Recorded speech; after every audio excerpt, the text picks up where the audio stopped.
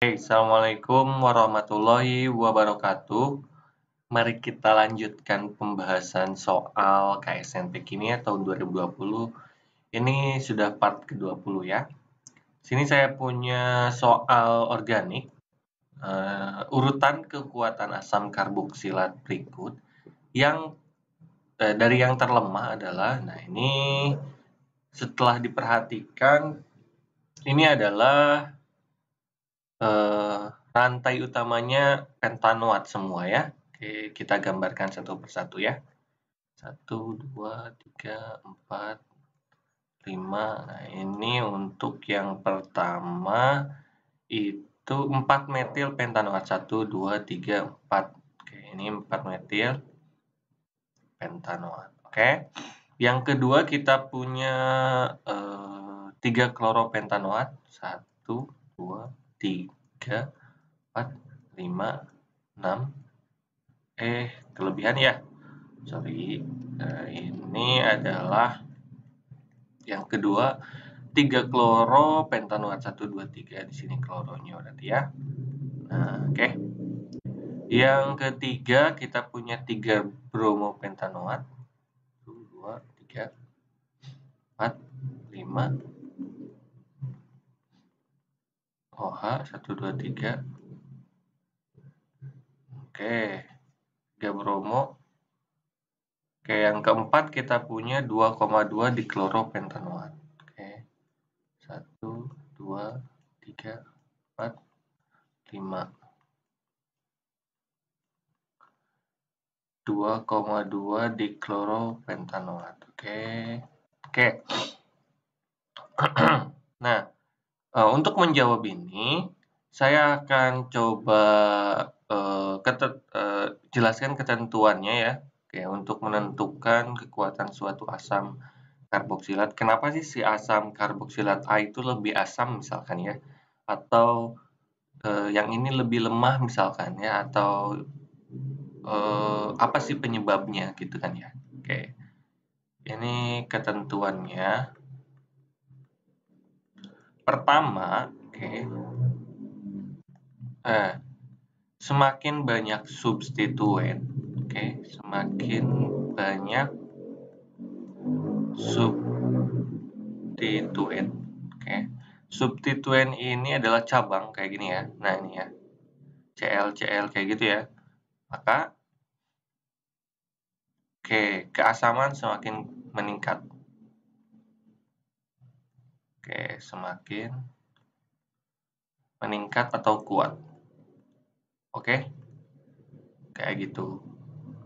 Yang kedua, bagaimana jika substituennya sama, satu, dan jenisnya juga sama, misalkan, apa ya, misalkan ini Cl sama Cl nih ya. Nah, ini bagaimana cara menentukannya? Ini sama-sama Cl misalkan ya.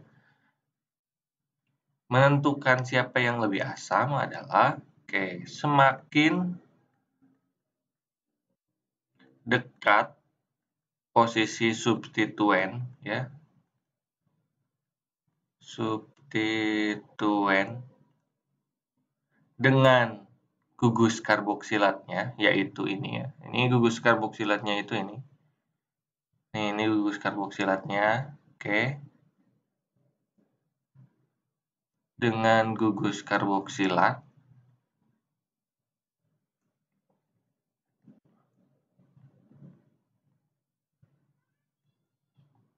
maka, keasaman semakin kuat. Keasaman semakin kuat. Yang terakhir, nah, bentar deh, jangan dulu yang terakhir. Kita cek dulu satu-satu ya. Oke, kita tahu yang pertama itu semakin banyak substituen, maka keasaman semakin kuat. Ya. Oke, maka di sini siapa yang akan siapa yang banyak substituennya? Ini 1, ini 1, ini 1. Nah, ini 2 ya. Ini 2, ini yang pertama, saya tandai deh. Ini yang kedua, ini yang ketiga, ini yang keempat. Oke, ini sesuai ini ya, kalau ini ya. Oke, berarti senyawa yang keempat itu yang paling senyawa keempat yang paling kuat. Oke. Mari kita cek yang lainnya. Oke. Semakin dekat posisi substituen dengan gugus karboksilat, maka semakin asam katanya ya. Untuk senyawa 1, 2, 3, senyawa 2 dan 3 itu memiliki posisi yang sama, yaitu posisi yang ketiga ya. Sedangkan yang pertama itu keempat, ya, keempat. Jadi, otomatis yang pertama ini ya, senyawa yang ke-1 itu yang paling lemah nanti ya. Nah, oke. Berarti ini yang paling lemah gitu. Nah, untuk menjawab siapa yang paling kuat di antara senyawa kedua dan ketiga, karena dia substituennya sama-sama 1. Dia juga posisinya juga sama. Oke. Untuk menjawab hal ini yaitu ada ketentuan ketiga ya. Oke. Ketentuan yang ketiga itu adalah jika syarat di atas itu sama ya, tapi substituennya berbeda, oke, maka substituen yang paling elektronegatif,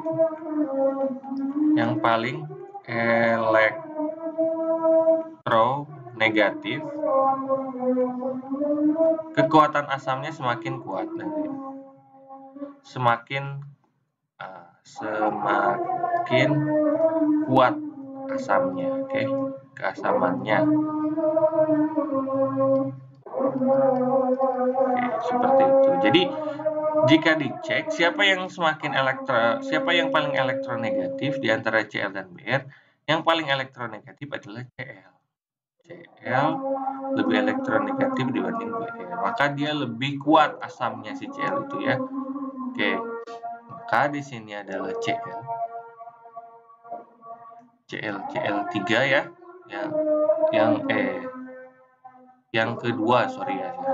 Yang kedua, Cl itu ini yang ketiga. Seperti itu. Ini kan dari yang terlemah ya, berarti dibalik ya. Ini dari 1 dulu, berarti ini 3, ini 2, ini berarti 4. Seperti itu ya urutannya. Ini kalau yang dari terlemah, ini kalau yang dari terkuat.